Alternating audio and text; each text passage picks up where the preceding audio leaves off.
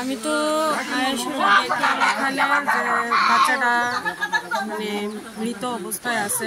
তো আজকে তো প্রচন্ড বৃষ্টি হয়েছে, আজকে 3-4 দিন যাবত প্রচন্ড বৃষ্টি। তো বৃষ্টিতে এখানে রাস্তাগুলো প্রচন্ড স্লিপারি, আর এটা একটু টিলার মধ্যে বাড়িটা। তো বাচ্চাটা খেলতে খেলতে মানে মা যা করলো আর কি, মা বাবার অনুসারে তো বাচ্চাটা নাকি তারা অনেকক্ষণ যাবত পাইতাছিল না যে যখন জল নাকি শুকাইলো, গ্রামের মানুষ কইলো জল নাকি শুকানোর পরে নাকি তারা দেখছে বাচ্চাটা ভাইসে উঠছে।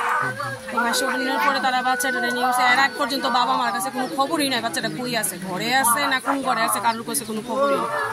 বাচ্চাটা এখানে আনার পর তুললে আনার পর দেখলাম, আমারও খবর দিল, আমিও আইলাম। এসের সঙ্গে সঙ্গে দেখলাম, শুনে সেটা দৌড়ে আইলাম। দেখলাম যে বাচ্চাটার পালস চেক করলাম, দেখলাম যে অক্সিজেন সার্কুলেশন বন্ধ হয়ে গেছে, নীল হয়ে গেছে, পালস বন্ধ হয়ে গেছে। সবকিছু চেক করার পর এর আগেই বাচ্চাটা হয়ে গেছে, আমি আসার অনেকক্ষণ আগে বাচ্চাটা মৃত।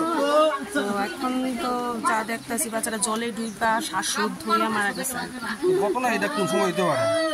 ঘটনাটা হয়েছে আনুমানিক, আমি জাস্ট একটা অনুমান করতেছি, মানে বাচ্চাটার ইয়ের দীক্ষা সেটা হইব 1.5 ঘন্টা তো হইব, জলে ডুবা মারা গেছে আর কি বাচ্চাটা। বাচ্চাটার নাম হলো ঋত্বিক দেববর্মা, 4.5 বছর। 4.5 বছর না? তার বাবার নাম সঞ্জয় দেববর্মা। কোন জায়গা আছে এটা? এখন আমতলি করে মুড়া, ওয়েস্ট করে মুড়া পরে আর কি। আপনার নাম? সংহিতা ভৌমিক, সিএচ আমতলি করে মুড়া সাব সেন্টার।